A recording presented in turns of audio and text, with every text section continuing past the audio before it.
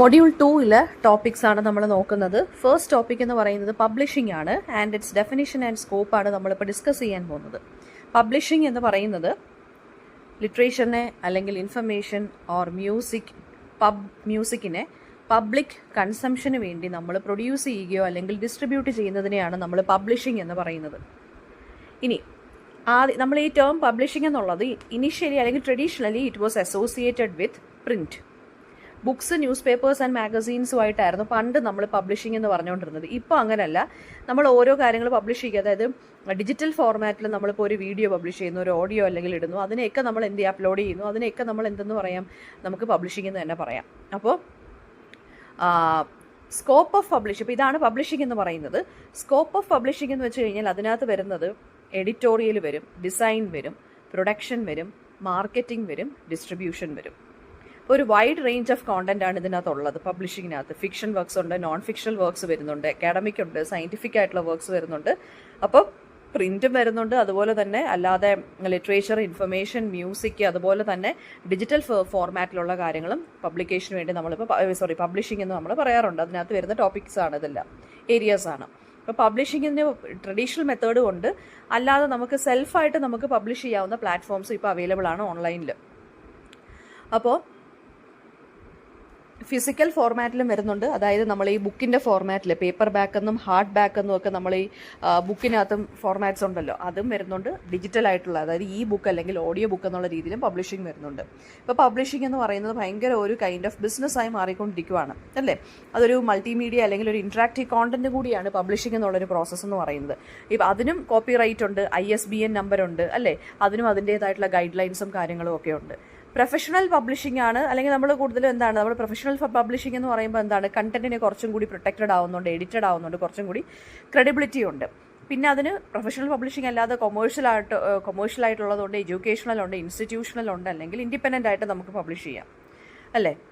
അപ്പോൾ scope of പബ്ലിഷിങ്ങിനകത്ത് വരുന്നതെന്ന് വെച്ച് കഴിഞ്ഞാൽ ട്രാൻസ്ലേഷൻ വരുന്നുണ്ട്, ട്രാൻസ്ലേഷൻ റൈറ്റ്സ് ട്രാൻസ്ലേഷൻ വരുന്നുണ്ട്, അല്ലാതെ ഈ ഗ്ലോബൽ ഡിസ്ട്രിബ്യൂഷൻ വരുന്നുണ്ട്, മാർക്കറ്റിംഗ് എങ്ങനെ വരുന്നുണ്ട്, ഇതൊക്കെയാണ് ആ സ്കോപ്പിനകത്ത് വരുന്ന കാര്യങ്ങൾ. അപ്പോൾ അത് പബ്ലിഷിംഗ് എന്ന് പറയുന്നത് നമ്മൾ ഇപ്പോൾ ടെക്സ്റ്റൊക്കെയാണ് ഇറക്കുന്നതെന്നുണ്ടെങ്കിൽ അത് എഡ്യൂക്കേഷനെ ബാധിക്കും, ആ എഡ്യൂക്കേഷൻ എന്നുള്ള സെക്ടറിനെ ബാധിക്കാം. പിന്നെ എൻ്റർടൈൻമെൻറ്റ് വേണ്ടിയുള്ളതാണെന്നുണ്ടെങ്കിൽ അതിനെ, പബ്ലിക് ഡിസ്കോഴ്സ് ആണെങ്കിൽ അങ്ങനെ. അപ്പോൾ അതെല്ലാം ഒരു ഇമ്പാക്റ്റ് ഇതിനകത്തുണ്ട്. ഒരു പബ്ലിഷിംഗ് എന്നുള്ളൊരു ഒരു കോൺസെപ്റ്റിന് ഇതിനെല്ലാം ഒരു ഇമ്പാക്റ്റ് ആണ് ഉള്ളത്. ഇനി brief history of the publishing industry ആണ് അടുത്തത്. അപ്പോൾ അതിനകത്ത് വരുന്നതെന്ന് വെച്ച് കഴിഞ്ഞാൽ publishing began with hand written manuscripts in ancient civilisations.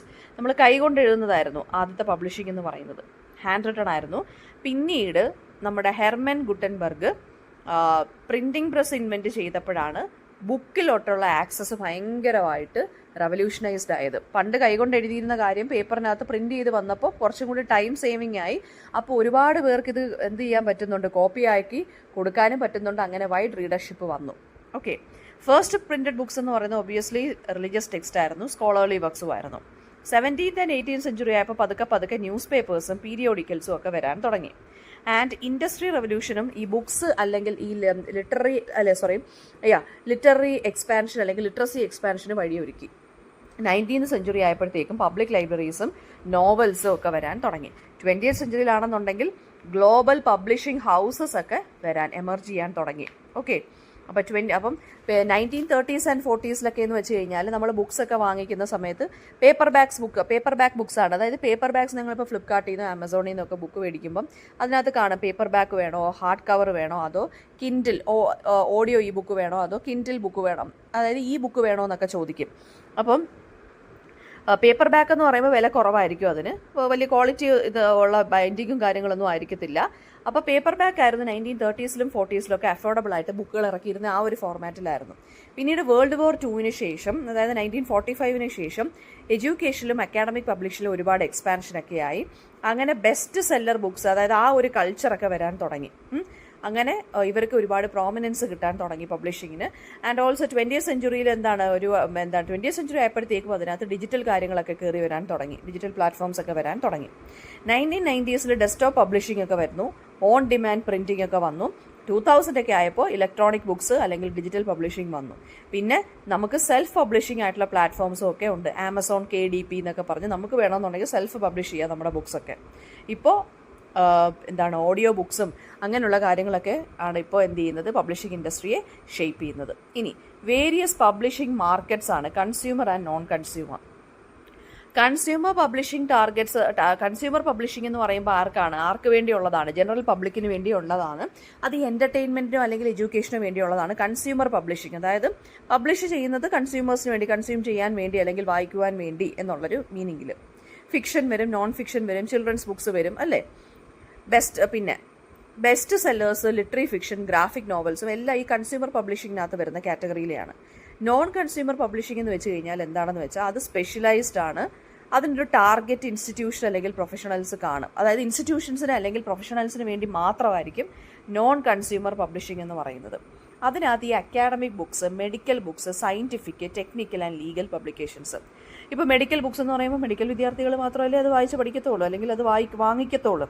അപ്പോൾ അതെന്താണ് പറയുന്നത്, അത് സ്പെസിഫിക് ആയിട്ടൊരു ഗ്രൂപ്പിന് വേണ്ടി ഇറക്കുന്നതാണ്. അപ്പോൾ അതാണ് നോൺ കൺസ്യൂമർ പബ്ലിഷിംഗ് എന്ന് പറയുന്നത്. അപ്പം എഡ്യൂക്കേഷണൽ പബ്ലിഷിംഗ് ഒക്കെ എന്ന് പറയുമ്പോഴെന്ന് വെച്ച് കഴിഞ്ഞാൽ മേജർ നോൺ കൺസ്യൂമർ സെക്ടറാണ്. ഇനി സ്കോളർലി ജേർണൽസ്, റിസർച്ച് പബ്ലിക്കേഷൻസ്, അതെല്ലാം എന്താണ്, നോൺ കൺസ്യൂമർ പബ്ലിക്കേഷൻസ് എന്നാണ് അല്ലെങ്കിൽ പബ്ലിഷിംഗ് എന്നാണ് നമ്മൾ അതിനെ പറയുന്നത്.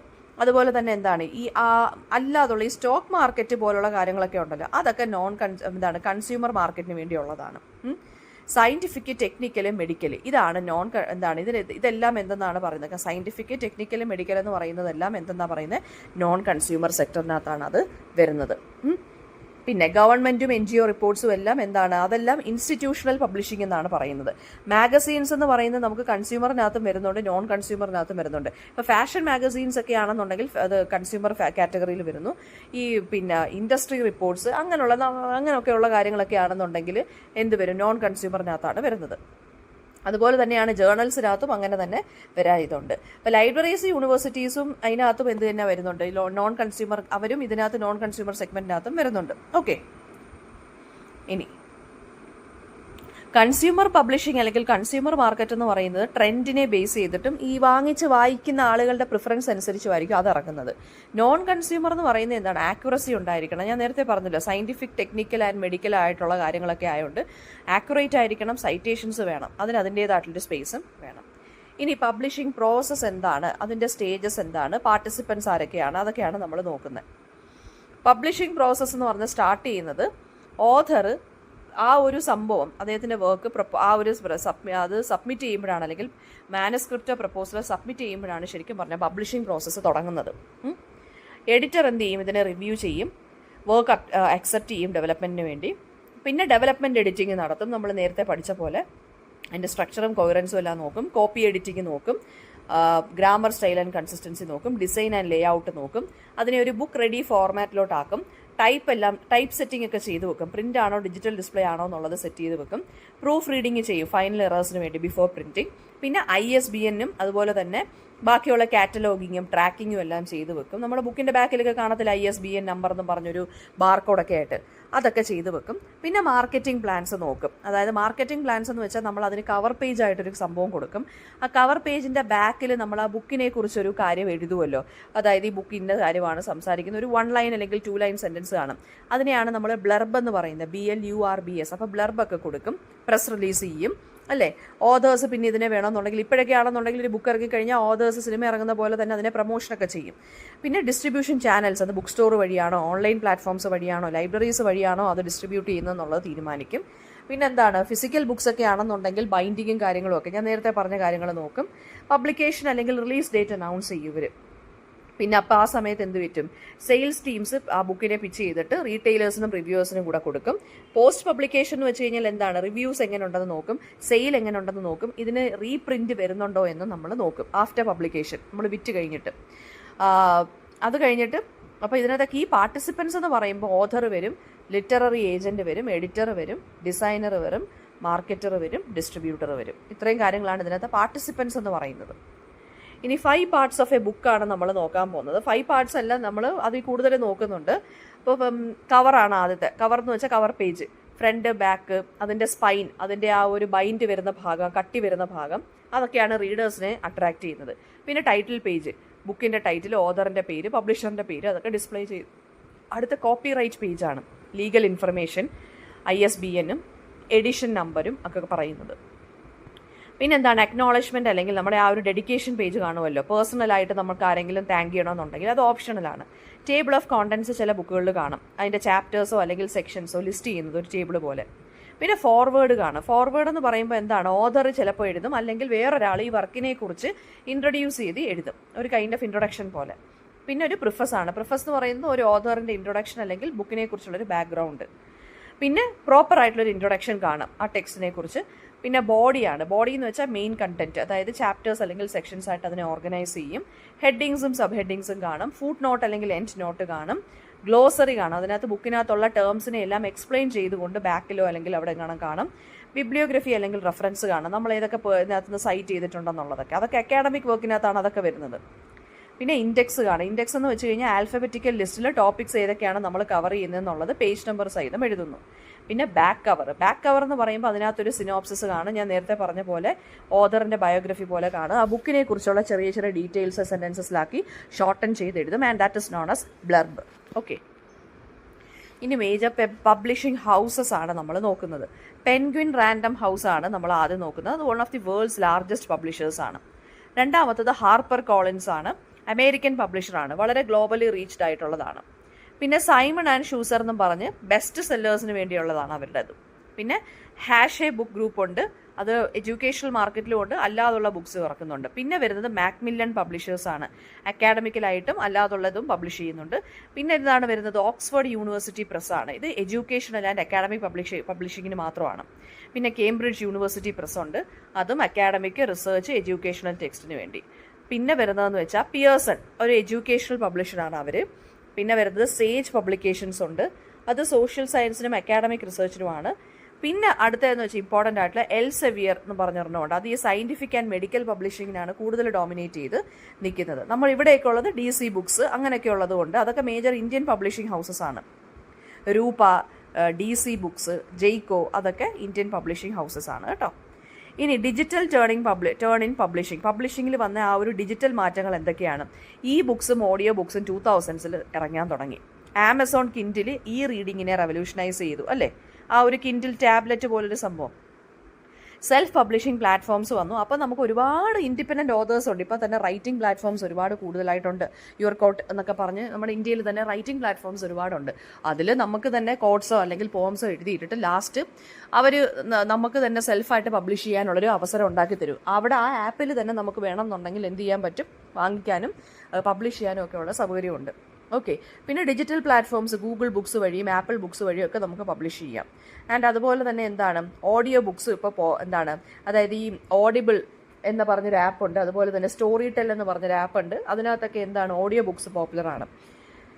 പിന്നെ വരുന്നതെന്ന് വെച്ച് കഴിഞ്ഞാൽ ഡിജിറ്റൽ റൈറ്റ്സ് മാനേജ്മെൻ്റ് ഒക്കെ ഈ കണ്ടന്റ് ഓൺലൈൻ കണ്ടന്റിനെ, അതായത് ഈ ഓൺലൈനായിട്ട് നമ്മൾ പബ്ലിഷ് ചെയ്യുന്ന കാര്യങ്ങളെ നമ്മൾ എങ്ങനെയാണ് പ്രൊട്ടക്ട് ചെയ്യുന്നത്, കോപ്പി റൈറ്റ്സ് കാണുമെങ്കിലും അതിനൊരു ഡിജിറ്റൽ റൈറ്റ്സ് മാനേജ്മെന്റ് DRM എന്ന് പറഞ്ഞൊരു സംഭവം കൂടിയുണ്ട്, അതും പ്രൊട്ടക്ട് ചെയ്യും കേട്ടോ. പിന്നെ AI വെച്ചിട്ട് നമുക്ക് എഡിറ്റിങ്ങും ഫോർമാറ്റിങ്ങും ഒക്കെ നമുക്ക് കോണ്ടന്റ് വരെ ജനറേറ്റ് ചെയ്യാൻ പറ്റുന്നുണ്ട്. സോഷ്യൽ മീഡിയ മാർക്കറ്റിങ്ങും ഡിജിറ്റൽ പബ്ലിഷിങ്ങിനെ നല്ല രീതിയിൽ മാറ്റിയെടുത്തു. പിന്നെ സബ്സ്ക്രിപ്ഷൻ മോഡൽസ് ഉണ്ട്, സ്ക്രിപ്ഡ് എന്നൊക്കെ പറഞ്ഞ സംഭവങ്ങൾ പ്ലാറ്റ്ഫോംസ് ഉണ്ട്, അതൊക്കെ എന്ന് വെച്ചാൽ അൺലിമിറ്റഡ് ആയിട്ട് നമുക്ക് വായിക്കാം, പക്ഷേ നമ്മൾ സബ്സ്ക്രൈബ് ചെയ്യണം. പിന്നെ ഹൈബ്രിഡ് മോഡൽസ് ഉണ്ട്, പ്രിന്റും ഡിജിറ്റൽ ഫോർമാറ്റിലും വരുന്നതുണ്ട്. ഓപ്പൺ ആക്സസ് പബ്ലിഷിങ്ങും ഉണ്ട് നമ്മൾ. അതുപോലെ തന്നെ മൾട്ടിമീഡിയ ബുക്സ് ഉണ്ട്, യങ് റീഡേഴ്സിന് വേണ്ടി ഇൻട്രാക്ട് ചെയ്യുന്ന രീതിയിലുള്ള ബുക്കുകൾ പോലും ഉണ്ട്. അതായത് നമ്മൾ ബുക്ക് പോലെ ഇരിക്കും, അത് നമ്മൾ പേജ് വൈസ് മറിക്കുമ്പോൾ സൗണ്ട് കേൾക്കാം, ആനിമൽസ്, കുട്ടികൾക്കൊക്കെ വേണമെന്നുണ്ടെങ്കിൽ അത് വളരെ ഇമ്പോർട്ടൻ്റ് ആയിട്ടുള്ള കാര്യങ്ങളുണ്ട്. ഇനി അടുത്തത് ഗെറ്റിംഗ് സ്റ്റാർട്ടഡ് ഇൻ പബ്ലിഷിംഗ്. നമ്മൾ എങ്ങനെയാണ് ഇത് സ്റ്റാർട്ട് ചെയ്യുന്നതെന്ന് വെച്ച് കഴിഞ്ഞാൽ ഡിഫറെൻറ്റ് ടൈപ്സ് ഓഫ് പബ്ലിഷിംഗ് ഉണ്ട് നമുക്ക്. ട്രേഡിംഗ് ഉണ്ട്, ട്രേഡ് ഉണ്ട്, അക്കാഡമിക് ഉണ്ട്, ഡിജിറ്റൽ ഉണ്ട്. നമ്മൾ അതിൻ്റെ അതായത് റിലവൻ്റ് ആയിട്ടുള്ള എന്താണ് പറയുന്നത് പബ്ലിഷിംഗ് ആണെന്നുണ്ടെങ്കിൽ നമ്മൾ ചെയ്യുന്നതാണെന്നുണ്ടെങ്കിൽ എഡ്യൂക്കേഷൻ റിലവൻ്റ് ആയിട്ടുള്ളതാണെന്നുണ്ടെങ്കിൽ ലിറ്ററേച്ചർ, കമ്മ്യൂണിക്കേഷൻ, ഇതിനെക്കുറിച്ച് പബ്ലിഷിംഗ് കോഴ്സസ് വേണമെന്നുണ്ടെങ്കിൽ നമുക്ക് ചെയ്യാം. പിന്നെ പബ്ലിഷിങ്ങിനെ കുറിച്ച് കൂടുതൽ അറിയാൻ വേണ്ടിയുള്ള കാര്യങ്ങൾ എന്തൊക്കെയാണെന്നാണ് ഇത് ചോദിക്കുന്നത്. ഈ പബ്ലിഷിംഗ് ഹൗസസിൽ പോയി നമുക്ക് വേണമെന്നുണ്ടെങ്കിൽ ഇന്റേൺഷിപ്പ് ട്രെയിനിങ് പ്രോഗ്രാമിൽ നമുക്ക് ചേരാം. അപ്പോൾ നമുക്ക് നല്ല ഒറിജിനൽ ഹാൻഡ്സ് ഓൺ എക്സ്പീരിയൻസ് കിട്ടും. പിന്നെ എഡിറ്റോറിയൽ അസിസ്റ്റൻ്റ് ആയിട്ട്, മാർക്കറ്റിംഗ് ഇൻറ്റേൺ ആയിട്ട്, അല്ലെങ്കിൽ പ്രൂഫ് റീഡർ ആയിട്ട് നമുക്ക് പല റോൾസ് എടുത്തു കഴിഞ്ഞാൽ നമുക്ക് ഇതിനെക്കുറിച്ചൊരു ഐഡിയ കിട്ടും. പിന്നെന്താണ് എഡിറ്റിംഗ്, ഡിസൈനിങ് അല്ലെങ്കിൽ റൈറ്റിങ്ങിലൊക്കെ നമുക്ക് ഫ്രീലാൻസ് വർക്ക് ചെയ്താൽ തന്നെ നമുക്കത് എന്താണ് നമ്മുടെ ബയോഡേറ്റയിൽ അല്ലെങ്കിൽ റെസ്യൂമെയിലൊക്കെ നല്ലൊരു ഇതായിട്ട് ഇരിക്കും. പിന്നെ ബുക്ക് ഫെയർ അല്ലെങ്കിൽ ലിറ്റററി ഫെസ്റ്റിവൽസിലൊക്കെ പോയി കഴിഞ്ഞാൽ നമുക്ക് കുറച്ചും കൂടി ഇതിനെക്കുറിച്ചൊരു ഐഡിയ കിട്ടാൻ സാധ്യതയുണ്ടെന്നാണ് പറയുന്നത്. വെബ്സൈറ്റ് വഴി, ബ്ലോഗ് വഴിയൊക്കെ നമ്മൾ പബ്ലിഷിംഗ് ന്യൂസ് ഒക്കെ ഫോളോ ചെയ്യാൻ ശ്രമിക്കുക.